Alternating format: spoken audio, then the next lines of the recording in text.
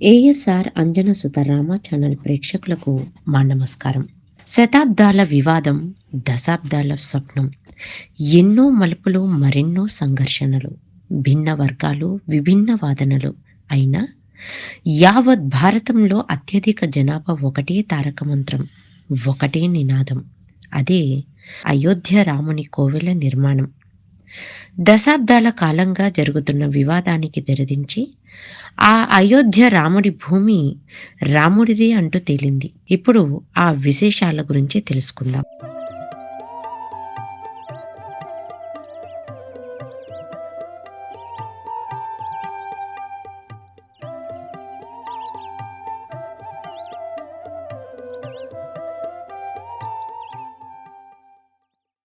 అయోధ్య భారతదేశంలోని అతి పురాతన నగరాలలో ఒకటి. అయోధ్య నగరం చారిత్రాత్మకమైన పవిత్రాలయం ఉన్న పుణ్యక్షేత్రం. ప్రతి హిందువు తప్పక చూడాలని కోరుకునే పుణ్యక్షేత్రాలలో అయోధ్య ఒకటి. శ్రీరాముడు ఈ అయోధ్య నగరంలోనే జన్మించినట్లు చరిత్ర చెబుతుంది. విష్ణువు శ్రీరాముడిగా అవతరించిన ప్రదేశమే ఆ అయోధ్యాపురి. అయోధ్యను సాకేతపురం అని కూడా అంటారు. రామాయణ మహాకావ్య ఆవిష్కరణకు మూలమే ఆ అయోధ్య నగరం. అయోధ్య నగరం ఉత్తరప్రదేశ్లోని ఒక ముఖ్య పట్టణం. ఇది ఉత్తరప్రదేశ్లోని ఫైజాబాద్ జిల్లా. ఫైజాబాద్ని ఆనుకుని సముద్ర మట్టానికి 305 అడుగుల ఎత్తులో ఉంటుంది. ఒకప్పటి కాలంలో అయోధ్య నగరం కోసల రాజ్యానికి రాజధానిగా ఉంటూ వచ్చింది. అయోధ్య శ్రీరాముని చరిత్రలో చాలా ప్రాముఖ్యమున్న నగరం. రామాయణాన్ని అనుసరించి చూస్తే ఈ నగరం 9000 సంవత్సరాలకు పూర్వం వేదాలలో మొదటి పురుషుడుగా హిందువులకు ధర్మశాస్త్రం అందించినట్టుగా పేర్కొన్న మనువు చేత స్థాపించబడింది. మరికొన్ని ఆధారాలను బట్టి ఈ నగరం సూర్యవంశరాజైన ఆయుధ్ ద్వారా నిర్మించబడిందని తెలియజేస్తున్నాయి. సూర్యవంశ చక్రవర్తులు పాలించిన కోసల దేశానికి అయోధ్య రాజధాని నగరం. అయోధ్యను రాజధానిగా చేసుకుని హిందూ దైవమైన రామచంద్రుడు పాలించాడు.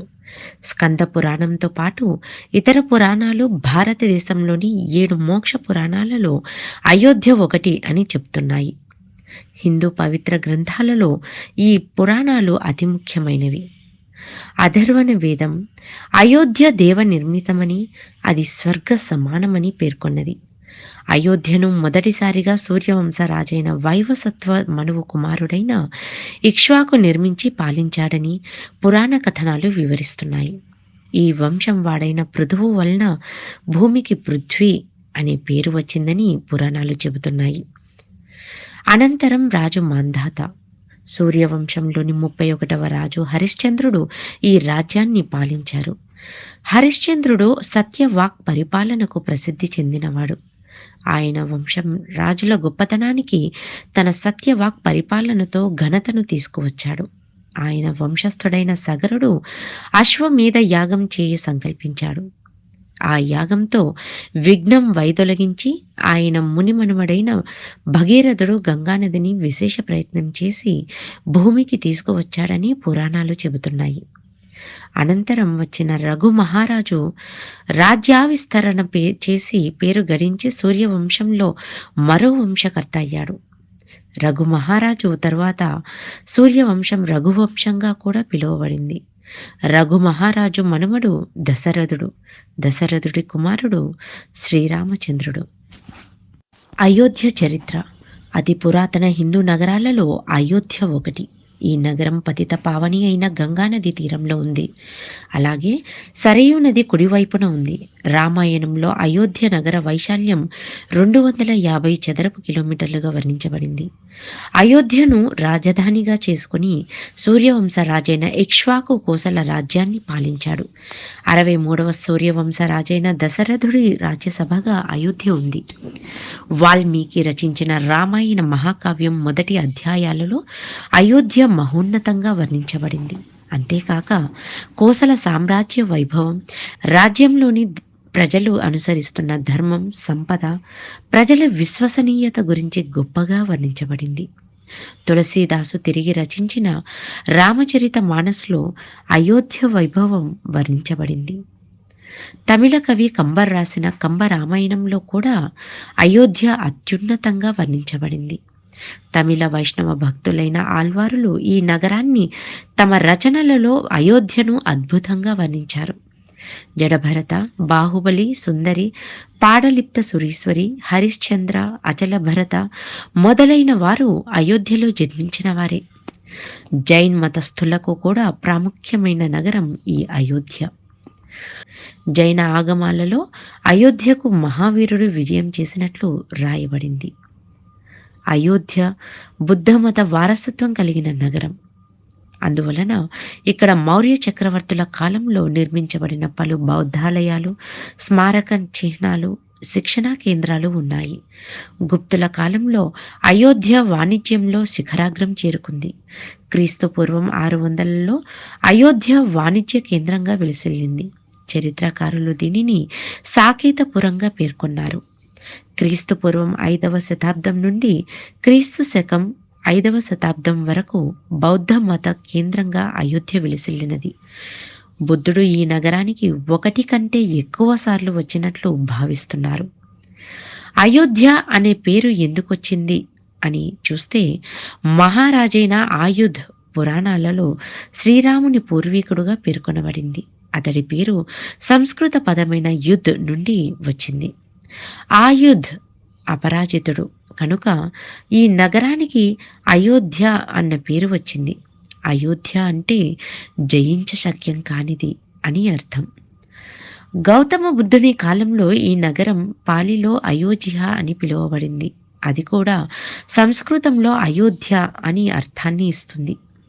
పురాణాలు గంగానది గురించి వివరించినప్పుడు అయోధ్య ప్రస్తావన ఉంది. కామన్ ఎరా మొదటి శతాబ్దాలలో ఈ నగరం సాకేతపురం అని పిలువబడింది. క్రీస్తు శకం 127 సాకేతపురాన్ని కుషన్ చక్రవర్తి చేత జయించబడింది. కుషన్ చక్రవర్తి తూర్పు ప్రాంతానికి అయోధ్యను కేంద్రంగా చేసి పాలించాడు. 5వ శతాబ్దంలో ఈ నగరం ఫాక్సియన్ అన్న పేరుతో పిలువబడింది.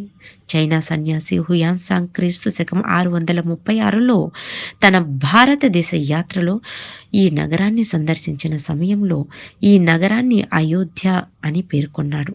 మొఘల్ పాలనా కాలంలో ఇది గవర్నర్ ఆయుధ్ స్థానంగా ఉండేది. బ్రిటిష్ పాలనా సమయంలో ఈ నగరం అయోధ్య, అజోధ్య అని పిలువబడింది.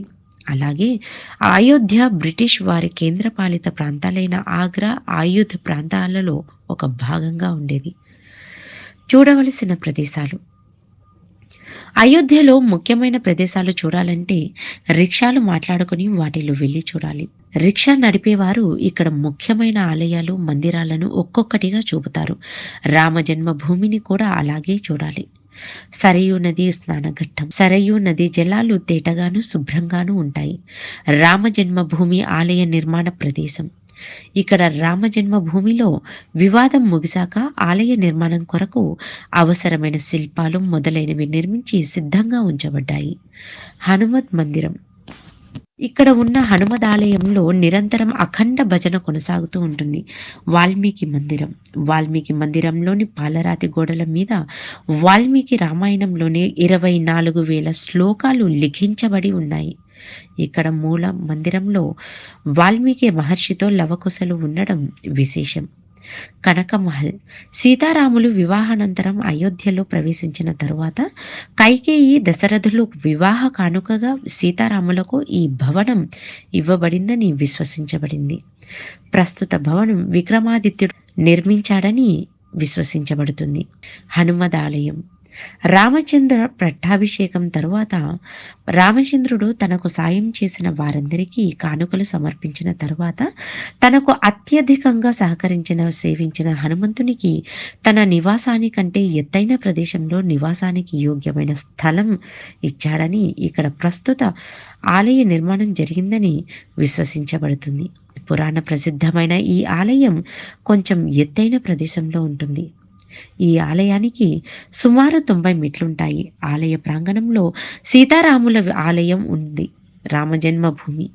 బాబర్ మసీదు నిర్మించిన ప్రదేశంలో రామజన్మభూమిలో తాత్కాలికంగా అతి చిన్నదైన రామాలయంలో సీతారాములకు పూజాధికాలు నిర్వహించబడుతున్నాయి. అయోధ్య వివాదం. మొఘల్ వంశానికి ఆద్యుడైన బాబర్ ఇదే స్థలంలో బాబ్రీ మసీదును నిర్మించాడు. దీన్ని ఆయన అంతకు ముందే ఉన్న రామాలయాన్ని కూల్చివేసి కట్టారని కొందరి వాదన. 1992 సంవత్సరంలో రామభక్తులు దేశం నలుమూలల నుండి తరలివచ్చారు. రాష్ట్రీయ స్వయం సేవక్ సంఘ్ లాంటి కొన్ని హిందూ సంస్థల నేతృత్వంలో కూల్చివేయడం జరిగింది. అప్పుడు భారత ప్రధానిగా ఉన్నది పివి నరసింహారావు. దీన్ని నివారించలేకపోయిన ఆయనకు ఇది రాజకీయ జీవితం మీద ఒక మచ్చలా మిగిలిపోయింది.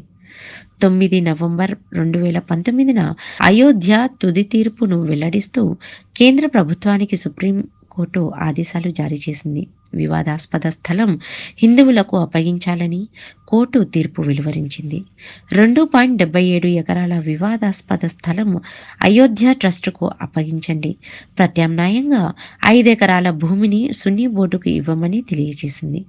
స్థలం స్వాధీనం చేసుకుని 3 నెలల్లో ట్రస్ట్ ఏర్పాటు చేయాలని సుప్రీంకోర్టు తీర్పు వెలువరించింది. 3 నెలల్లో శ్రీరామ జన్మభూమి తీర్థక్షేత్ర ట్రస్ట్ ఏర్పాటు చేశారు. ఆ భూమిని తీసుకున్న ట్రస్ట్ ఆలయ నిర్మాణ పనులను ప్రారంభించింది. అయోధ్యలో భవ్య రామ మందిర నిర్మాణ పనులను ప్రారంభించారు. ప్రతి సంవత్సరం జరిగే శ్రీరామనవమి రోజున ఆలయ గర్భగుడిలోని రాముడి నుదిటిపై సూర్యకిరణాలు పడేలా ఆలయ శిఖరంపై ఒక ఉపకరణాన్ని పెడతామని వివరించారు.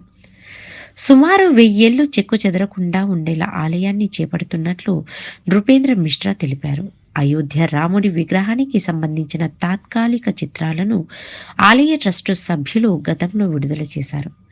ముఖంపై మధురమైన చిరునవ్వుతో చేతిలో విల్లుతో నిలబడి ఉన్న రూపంలో రాముడు ఉంటాడని తెలిపారు. అయోధ్య రామాలయంలో ప్రతిష్ఠించనున్న రాముడి విగ్రహం కోసం మొత్తంగా 3 విగ్రహాలను తయారు చేస్తున్నట్లు ట్రస్ట్ సభ్యులు తెలిపారు. 3 విగ్రహాలను వేర్వేరు శిల్పులు చెక్కుతున్నారని, అందులో అత్యంత సుందరంగా ఉన్న దాన్ని ఎంపిక చేసి అయోధ్య రామ మందిరంలో గర్భగుడిలో ప్రతిష్టాపన చేస్తారని వెల్లడించారు.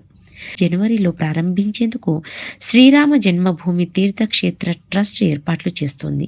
ఈ క్రమంలోనే అయోధ్య రామ మందిరంలో శ్రీరాముడి విగ్రహ ప్రతిష్టాపనకు ముహూర్తాన్ని ఖరారు చేసింది.